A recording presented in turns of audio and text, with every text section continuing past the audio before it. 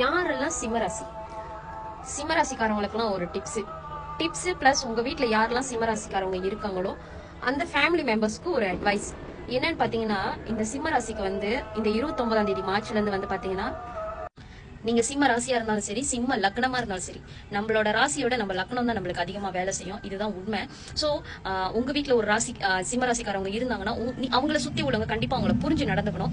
ஏன்னா கண்டிப்பா இந்த 2.5 வருஷத்துக்குள்ள குடும்பத்துக்குள்ளன்னு ஒரு பிரச்சனை கண்டிப்பா வரும். இல்ல அவங்க ஏதாச்சும் ஒரு தப்பு முன்ன பண்ணிருப்பாங்க, அந்த தப்பு இப்ப உடைய ஆரம்பிக்கும். அந்த தப்பு அவங்க முன்ன சின்னதா செஞ்சிருந்தாலும் இப்ப பெருசா வெடிச்சு பெரிய மனஸ்தாபம் வரும். அதனால முடிஞ்ச அளவுக்கு ஹஸ்பண்ட் அண்ட் ஒய்ஃப், காதலன் காதலி, குடும்பத்துல உள்ளவங்க அக்கா தம்பி அண்ணன் தங்கச்சி அப்பா அம்மா அவங்கள புரிஞ்சுக்க பாருங்க. அவங்களுக்கு வந்து அதிகமான ஸ்ட்ரெஸ் கொடுக்காதீங்க, அதிகமான மன அழுத்தத்தெல்லாம் உருவாக்குற மாதிரி எல்லாம் நடந்துக்காதீங்க, அவாய்ட் பண்ணாதீங்க அவங்கள. ஏன்னா இந்த நேரத்துல பாத்தீங்கன்னா ஆட்டோமேட்டிக்கா அவங்க வந்து அந்த மன அழுத்தத்துக்கு தான் போவாங்க. ரொம்ப ஸ்ட்ரெஸ்ஸா இருக்கும், மைண்ட் ஃபுல்லா ரொம்ப டிப்ரெஸா இருக்கும், அப்படியே ஒரு மாதிரி இதா இருக்கும். இது அனுபவத்தோட நான் ஷேர் பண்ணிக்கிறேன். இதுல என்ன பரிகாரம் நீங்க பாத்தீங்கன்னா, நம்ம பரிகாரம் ஆரம்பிச்ச பிறகு செஞ்சு ஒண்ணுமே இல்ல. ஆரம்பிக்கிறதுக்கு முன்னே நம்மளோட கர்மா வந்து நம்ம வந்து ஒவ்வொரு நொடியும் நம்ம கர்மா பயந்து தான் நம்ம வாழ்ந்துருக்கணும்.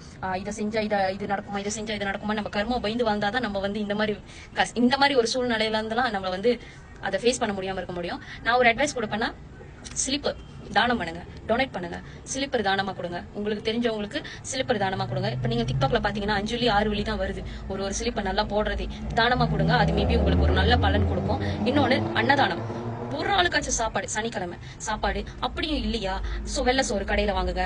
தயிர் யோகட், ஒரிஜினல் யோகட் வந்து கேக்கையில வாங்கிட்டு கருப்பு எள்ளு, கேஷன் கேரியில கருப்பு எள்ளுன்னா கொடுப்பாங்க. அது ரெண்டையுமே மிக்ஸ் பண்ணி காக்காக்கு சாப்பாடா வைங்க. இது வந்து வேலைக்கு போறவங்க, பூஜாங்க வீட்டுல இருக்கிறவங்க, கல்யாணம் பண்ணாத கேர்ள்ஸ், உமன்ஸ், மேன்ஸ் எல்லாருக்குமே சொல்றேன். இந்த மாதிரி ஒரு சின்ன பரிகாரம் கண்டிப்பா வந்து சனிக்கிழமை வந்து இதை செய்யுங்க. உங்களுக்கு ஒரு அந்த தாக்கம் வந்து கொஞ்சம் குறையும். இன்னொன்னு என்ன சொல்லுவேன்னா வந்து, லேடிஸ்ங்க வந்து செவ்வாய்க்கிழமை வெள்ளிக்கிழமை எண்ணெய் தேய்ச்சி குளிக்கலாம். அந்த எண்ணெய் தேய்ச்சி குளிக்கும் போது நல்லெண்ணெய் பாய்ச்சி குளிச்சீங்கன்னா கொஞ்சம், எனக்கு அது நான் அனுபவிச்சிருக்கேன், எனக்கும் வந்து அந்த பிரச்சனையை நான் ஃபேஸ் பண்ணி வரும்போது கொஞ்சம் அந்த தாக்கம் குறையும். நல்லெண்ணெய் குளிங்க. ஆம்பளை வந்து புதன்கிழமையும் சனிக்கிழமையும் வந்து எண்ணெய் தேய்ச்சி குளிச்சீங்கன்னா நல்லெண்ணெயில குளிங்க.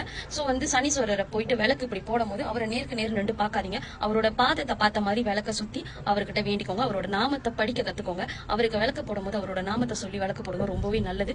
அவரை சுத்தி உள்ளவங்க யாரா இருந்தாலும் அந்த நபரை சுத்தி உள்ளவங்க எல்லாருமே நம்ம அவங்களை புரிஞ்சு நடந்துக்கிட்டோம்னா எந்த ஒரு பிரச்சனையும் வராது. இதுல சிம்மராசிக்காரங்களும் லக்கணமும் நான் வந்து ஒண்ணு சொல்லுவேன், தயவு செஞ்சு கடன் வாங்காதீங்க. எக்காரணத்தை கொண்டு என்ன சூழ்நிலை வந்தாலும் கடன்ல ஒண்டி வாங்கிடாதீங்க.